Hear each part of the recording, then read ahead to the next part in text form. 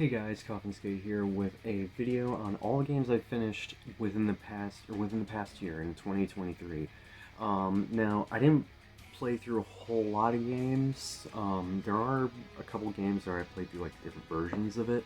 But yeah, there aren't a crazy amount of games I played through last year. There aren't even many new games that I played from last year. I did obviously get some new releases, but there weren't very many that I fully played through. So, yeah,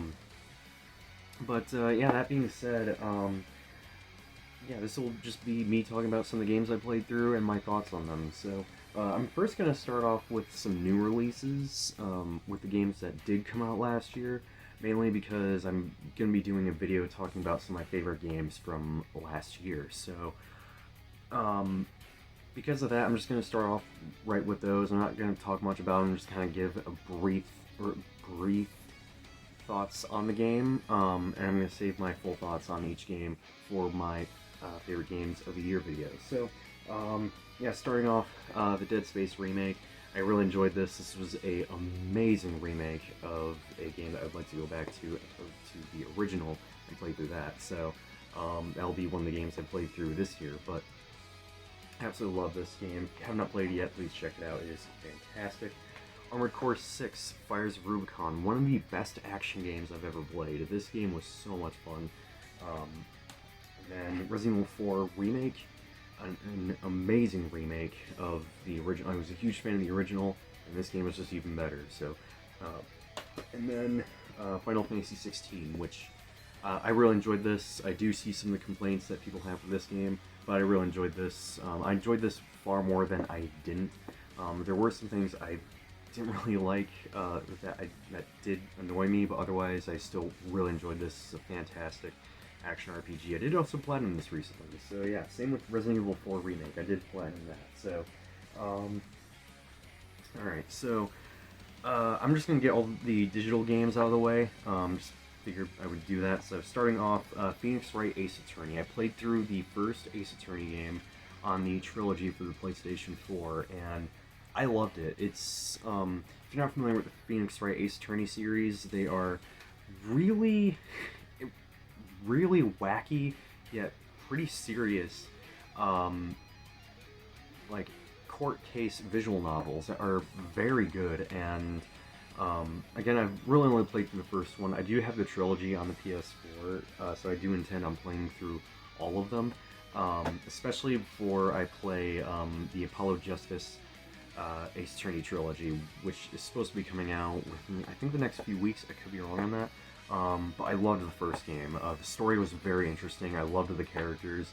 It was just a very engaging visual novel. If you've not played the Ace Attorney games, at least give the first game a chance. It is so good. Even if you're not really into visual novels or you don't like reading, even if the idea of just doing a lot of reading, or most of the game being a lot of reading, even if you're not into the idea of that, give the Ace Attorney games a chance. And I loved the first game. If you haven't played it yet, it is fantastic. Definitely check out you can get the Ace Attorney trilogy on fucking everything now. It's available on it was available on the 3DS, but they shut down the servers, or they took away the ability to buy games off the eShop. But yeah, it's available on everything. You can get it on I have it on the PS4, but you can get it on the Switch, Xbox, I think, and PC. So if you haven't played it yet, please check it out. And obviously they're available on the DS. So next is Super Stardust Portable. This is one of the games that they released on it was a PSP game they released on PS4 and PS5, and it's a twin stick shooter. You basically just roam around like a 3D sort of planet, trying to protect it from like asteroids and debris and whatnot. It's actually a pretty fun game. The ports for PS4 and PS5 are cumbersome to play though, because instead of using the right analog stick to control movement or to aim, you use the face buttons, and that's probably because the game was originally released obviously on the PSP. So, and for those of you who never owned a PSP, it didn't have a second analog stick, so the best you could do with like FPS and like twin stick shooters was to use the face buttons. So unfortunately, they didn't like update that for the PlayStation 4 and PlayStation 5 version. So you have no choice but to play it by aiming with the face buttons, and it's really cumbersome. But otherwise, it's a really fun game, and it actually is a pretty easy game to platinum, especially if you abuse the fuck out of the rewind feature. So it's a really fun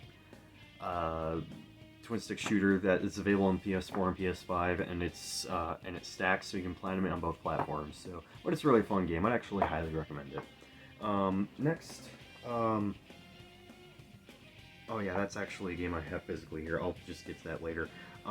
Next, the original Twisted Metal. They did release the first two Twisted Metal games on PS4 and PS5. Let me tell you, I was over the moon excited for this.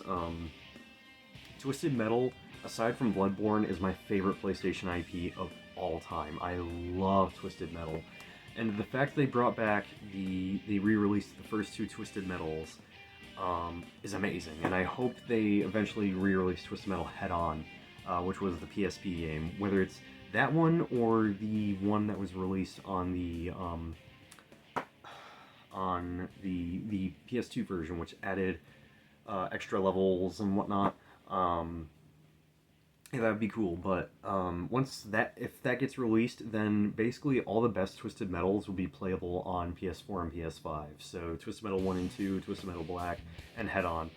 Minus Twisted Metal on the PS3, which I know not everyone really cared for, but I was actually a big fan of it. So, but yeah, being able to play the original Twisted Metal on the PS4 or PS5 is amazing, and it looks fantastic. It looks like it's a great looking game.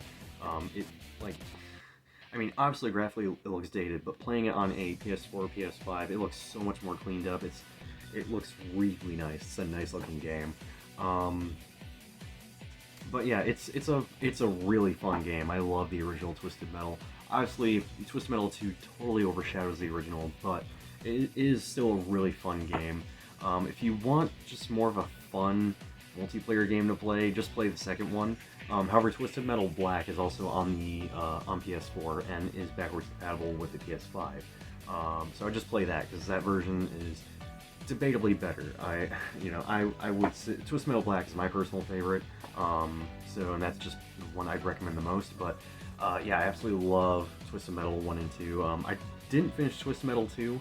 I do plan on playing that on both PS4 and PS5 and getting the platinum on both versions. But yeah, I did platinum Twisted Metal 1 on both PS4 and PS5, and it was a fun time. I had a lot of fun with it. Next is a game that ended up being a huge surprise for me, and that is Blair Witch. Now, this game has been out for a while. It's developed by Bloober Team, who, if you're not familiar with them, they made games like The Medium, Layers of Fear. As a matter of fact, there's like 3 Layers of Fear games. And currently they are working on the Silent Hill 2 remake, which I know not everyone is kind of on board with. I totally get why. Even though I never finished the original Silent Hill 2, but it's a whole topic for another time. It is a game I do plan on playing through and finishing up this year before the remake comes out. But anyways, yeah, so Blair Witch is... So, I will say this. I'm not the biggest fan... I'm not really a fan of Blair Witch Project. I remember watching it once, I was just not a fan of it. It really bored the hell out of me. Had I probably watched it back at that time, which I wasn't... I was born much later after the movie came out, but had I been around when the original movie came out, I probably would have enjoyed it more, especially with like the hype going on with it and how like the people who were releasing the movie saying, oh, it's actual footage and whatnot. So obviously we all know it was fake and whatnot, but nah, I was not a fan of the original. I will admit I did like the 2016 film, but that's probably because to me it was like, oh, there's actually shit happening. So whereas the original, it felt like there wasn't really much happening in the original. But I don't know, maybe I just need to give it another chance. I don't know, maybe I need to rewatch it. But anyways, I got Blair Witch digitally, which that's a whole topic into itself. I do plan on making a video talking about my thoughts on digital games, and even emulation as well. But no, so I got Blair Witch when it was on sale for like $6, $7. It was a game that I asked my siblings if it was worth getting that game for that price, and both of them said yes. So I was willing to give it a chance. It was a game I've been wanting to play for a while, anyways, and I actually loved it. Now, granted, I will say this: like the story was nothing to write home about. I found the story to be pretty uninteresting, but the different gameplay ideas this game had, like this game had such cool gameplay mechanics. For instance, the video camera. The video camera is used for puzzle solving, actually. Basically, you would pick up videotapes, and you would, watch it and rewind it and like pause it at certain points to manipulate things in the environment. So, like, in order to open up a path, which is blocked off by a tree, you have to pause it. You have to pause this video where the tree is not fallen over, it's like still up, or like before it falls down, and then the tree's just no longer there, or like to reveal items in the environment, you have to like pause it at a certain point for that item to actually show up in the game world. It's such a cool idea, and then like the combat itself, which, this goes into one other issue I have with the game.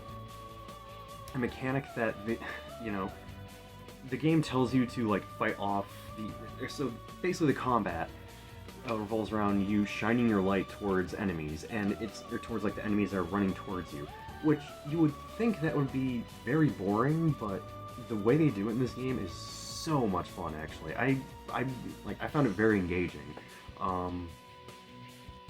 But the thing is with this game tells you to do that, but doesn't tell you that you're not supposed to do that in order to get the good ending.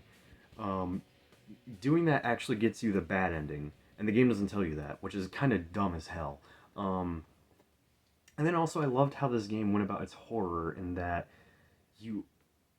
the game really does, for one, it does an amazing job at the atmosphere. The atmosphere is incredible in this game. It really does an amazing job making you feel lost in this forest, and that's how the game handles its horror, is just making you feel lost. There were many times where I'm playing this game, I just felt lost, just wandering around. I didn't really understand like where to go or what to do or anything, but I think that was kind of the point of this game.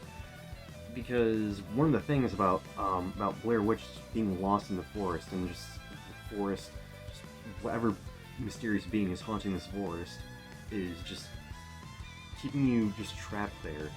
And the game does an amazing job of making you feel lost in this forest, and I think it does. I think that's like part of the horror and how this game handles that. So, based on what I'm saying here is Blair Witch was a huge surprise. I absolutely loved this game. Granted, it's not like the best horror game by any means, but I loved this game. I had such a fun time playing it. I did feel like the part towards the end where you're just roaming around the house, I did feel like that part kind of dragged a bit. But otherwise, I thought this game was incredible. I absolutely loved it. I do see the complaints and why some people were not a big fan of it, but I was actually a huge fan of it. I absolutely loved it. Alright, next, Thumper did get a PS5 upgrade for the PSVR 2, and I don't have a PSVR 2. I'm kind of waiting to get it on when it's on sale, because I'm not wanting to spend $500 on I'm not wanting to spend the equivalent of just buying another PS5 on a VR headset. I'm not really looking to do that right now. I do want to get one eventually, specifically to play Resident Evil Village, the VR mode for Resident Evil Village, and for Resident Evil 4, and to play games like Horizon Call of the Mountain and stuff like that, but not a huge rush to get the VR2 right now. But yeah, Thumper did get a PS5 upgrade. You do not need to have a VR2 to play the PS5 version, so just something worth noting. But Thumper was one of my favorite indie games from last gen. It was such a awesome and really unique rhythm game, actually. It's a rhythm sort of horror game, actually. And I love the way the developers describe this game. It's like rhythm violence. It's a very, very hard rhythm horror game. It's actually really fun. The soundtrack is very good, very ominous, and the visuals are very trippy. This is the kind of game you do not want to play like tripping on acid or some shit, so, but it is very fun. I had such a fun time just playing through this game again. And this game allows you to transfer your save data from PS4 to PS5, and luckily, like, the game auto pops trophies, but only the S rank trophies. So yeah, when you transfer your save data, if you S ranked the levels, if you S ranked the levels in the PS4 version, like the platinums of the game on there, the S ranked trophies will automatically pop up on the PS5 version. However, the trophies for just finishing the levels do not pop up. You do have to play through each level again, but honestly I didn't mind because the game was just that fun. So absolutely love Thumper, so I got the platinum on both PS4 and PS5. So if you've not played Thumper yet, it is a awesome rhythm game. Go look up footage of it if you have no idea, if you've never heard of it. If you've never heard of it, definitely go look up footage at least, because the game is super fun and I cannot recommend it enough. Alright, I also did play through Portal 1 and 2 again. The first Portal I actually played through on the Xbox 360 through Xbox Live Arcade, and I also played through both games on the Switch. So the 360 version, runs pretty well. It runs at 30 FPS, and it's a solid version of the game. However, the Switch version of not just Portal 1, but Portal 2 is amazing. It runs at a rock solid 60 FPS. Portal 2 does struggle here and there when it comes to the frame rate, but both games run pretty damn well on the Switch, and they look really good when playing it on the Switch. I didn't play them all too much on the Switch itself. I did play them on docked, but Portal 1 and 2, they are some of the best puzzle games I've ever played. Some of my absolute favorites.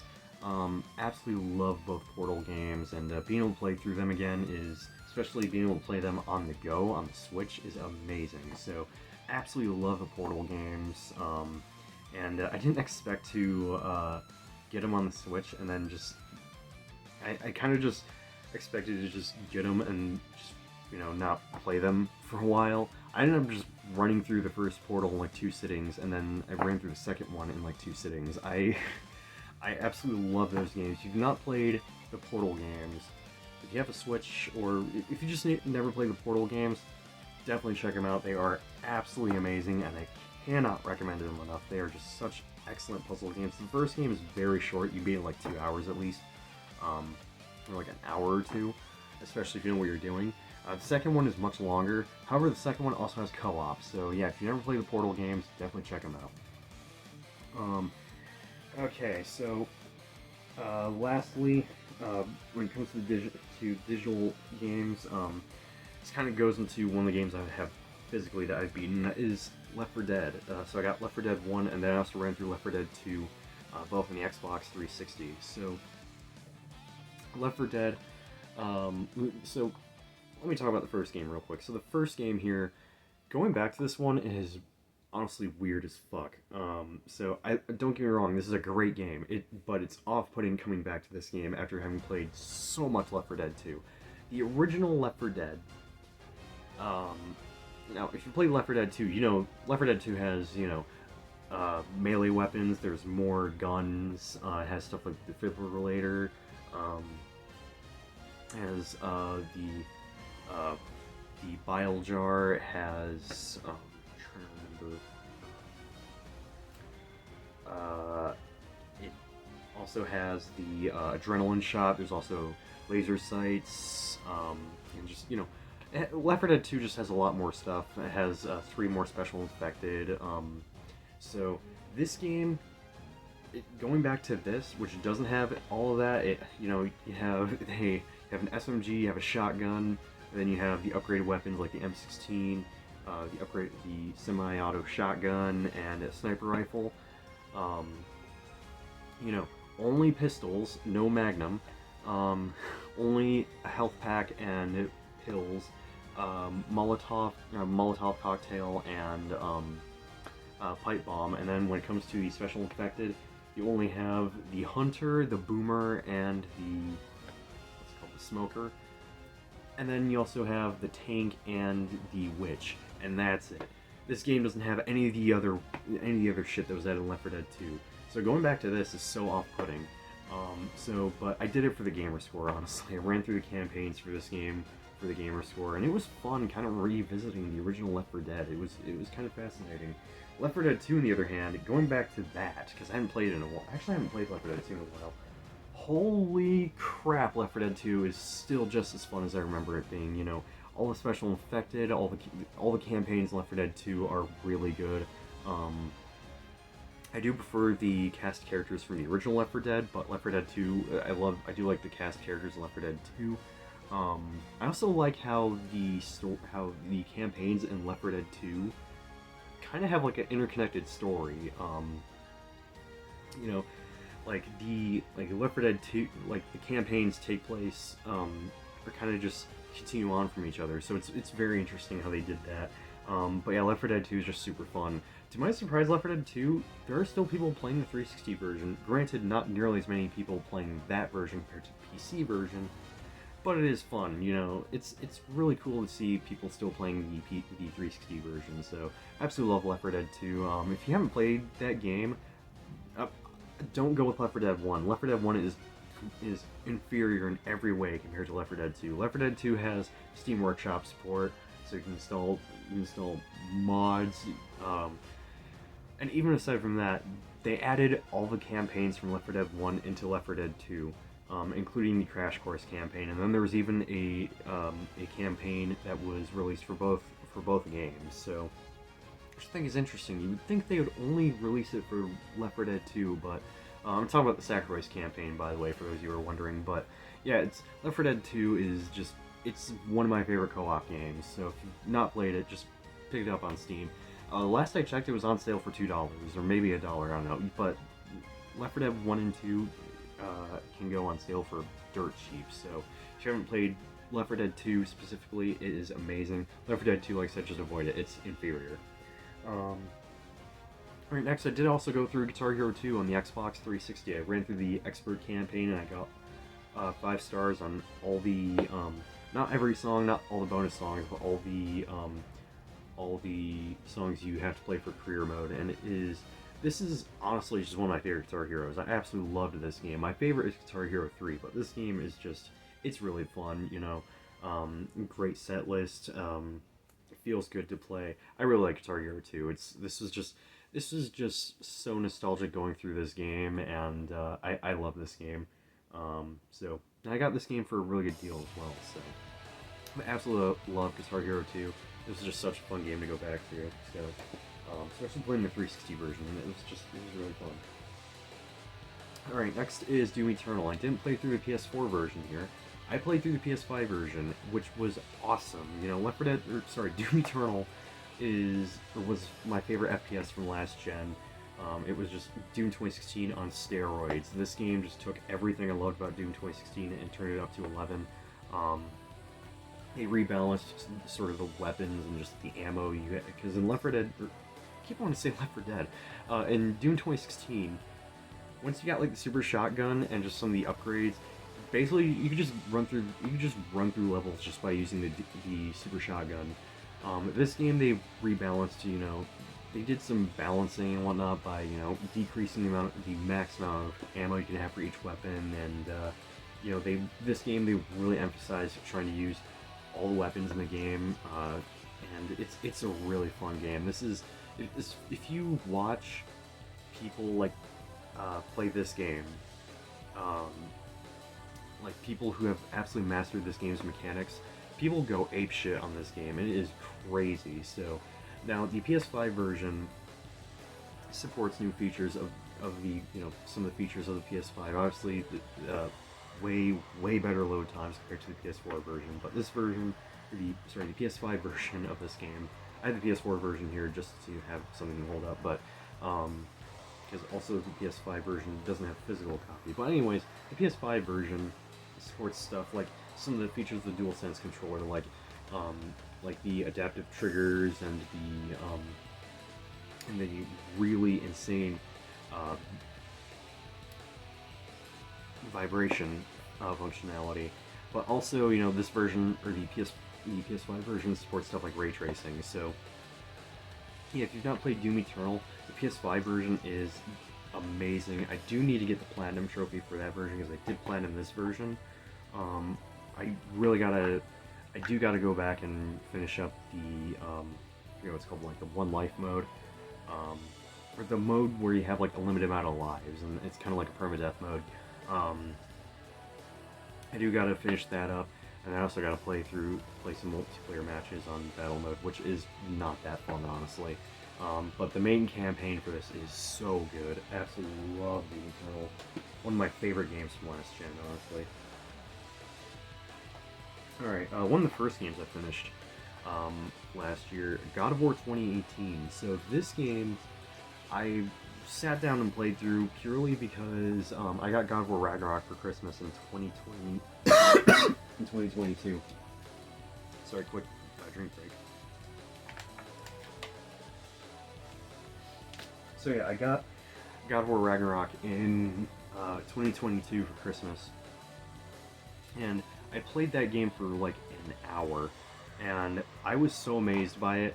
However, at the time I hadn't beaten God of War 2018, so I just decided to go back and run through this game, finish it up. And this game was awesome. Such a fantastic game. And I played through, I at least played through the first hour back when I only had a PS4, but I ran through the rest of the game on PS5, and it ran at a beautiful, rock-solid 60 FPS, and it looked amazing. So, such a fun game, such a great combat system, and such an incredible story as well. I absolutely loved God of War 2018. If you haven't played yet, it is a fantastic game. One of my favorite games from last gen, honestly. And a fantastic exclusive for the PS4. Obviously, it's now available on PC, but God of War 2018 was so good. I thought the story was really interesting. I love the characters, and I love this version of Kratos. You know, I don't get me wrong. I love Kratos from the original games. You know, God of War 1, 2, and 3. I never finished Chains of Olympus. I haven't played Ghost of Sparta or Ascension, but I love this version of Kratos. How he's like sort of battle-hardened, sort of battle-scarred, old man who has, he now has a son who he has to take care of and try not to. He basically has to sort of guide him to not go down the same route he did in the previous games. So, granted, I will fully admit what Kratos did in the older games. I think what he did was justified, considering the shit the Greek pantheon did to him. So, but it was so good. I absolutely love God of War 2018. All right. Next is Crisis Core Final Fantasy VII Reunion. This is a game that came out like it was like in December. I didn't end up finishing it until like sometime in January. And part of it was because I was trying to platinum this game as well.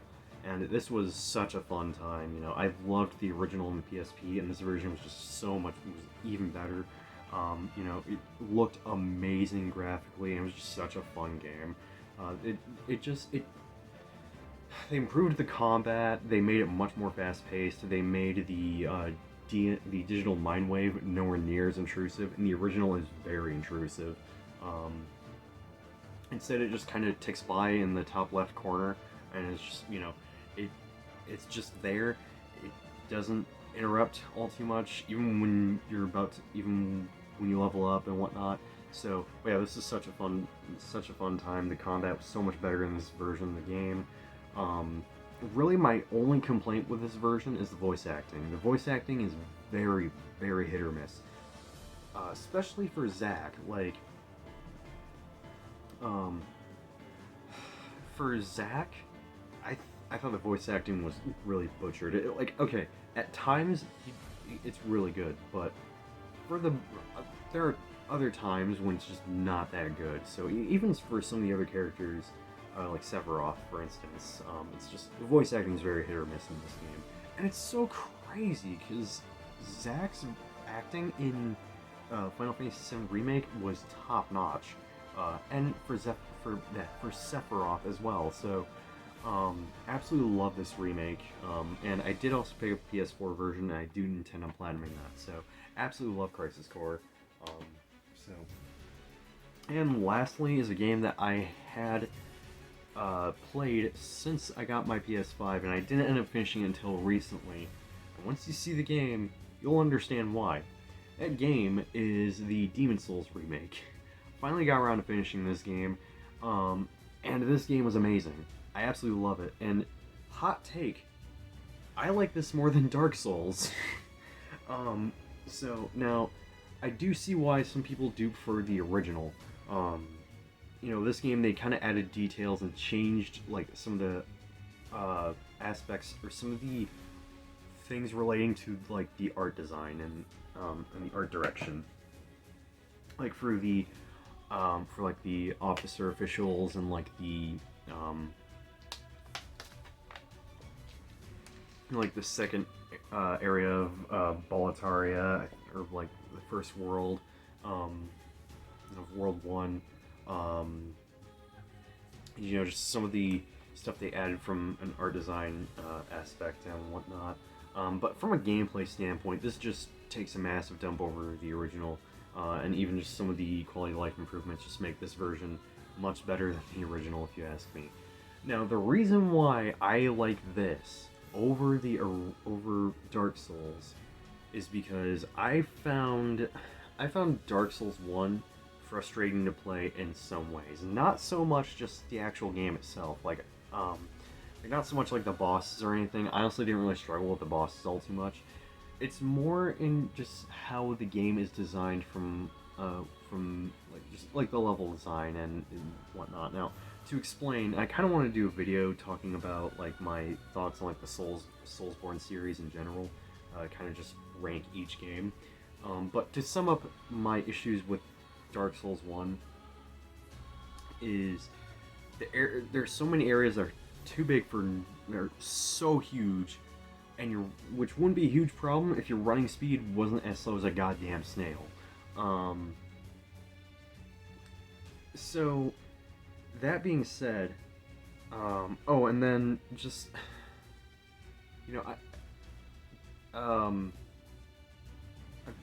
trying to remember because it's been a hot minute since I played Dark Souls.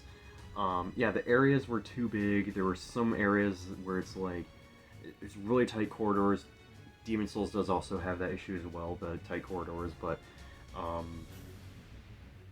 it's I didn't find it nearly as annoying as in Dark Souls 1, where just your weapon would just hit the side of the wall, or instead of just hitting the thing I'm trying to fight. You know, and yeah, it's the things that this game suffers from in terms of like, oh yeah, also the run back to some bosses were like the worst. Also, Bed of Chaos and Capra Demon are some of the worst fights in just video game history. And the run back to those are just some of the worst. Don't get me wrong, this game did have some rough run backs for some bosses, but honestly, I didn't think many of them were as bad as those. And again, especially with Dark Souls 1, your running speed was so goddamn slow. So, now that being said, the things that I find frustrating with this game, like item burden, for instance, and world tendency to some extent, I find nowhere near as I find more tolerable than some of the issues I have with the original Dark Souls.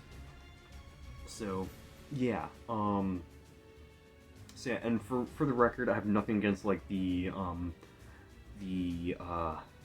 I know some people are probably gonna ask me about this.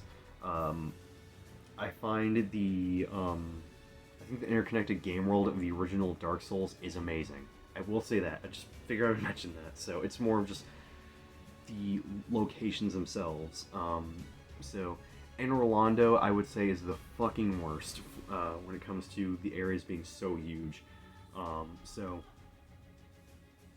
But anyways, yeah, I find some of the stuff in this game to be more tolerable. So, but yeah, otherwise, like the boss fights in this game are amazing. The soundtrack, I actually am a big fan of the soundtrack in this game, in this version of the game, and it looks gorgeous, and it looks beautiful, and it utilizes the DualSense features pretty damn well. So, absolutely love the Demon Souls remake. One of my favorite Soulsborne games, if I'm being honest. This game was amazing. Cannot recommend it enough.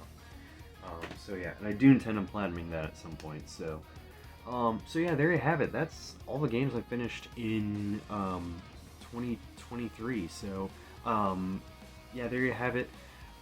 Do expect a video on my favorite games of 2023 as well. So yeah, watch it. Look out for that.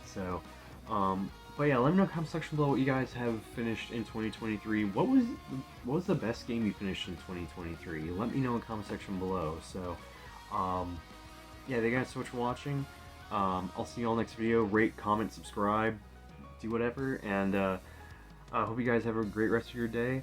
And stay tuned for my favorite games of the year video. So yeah, see ya.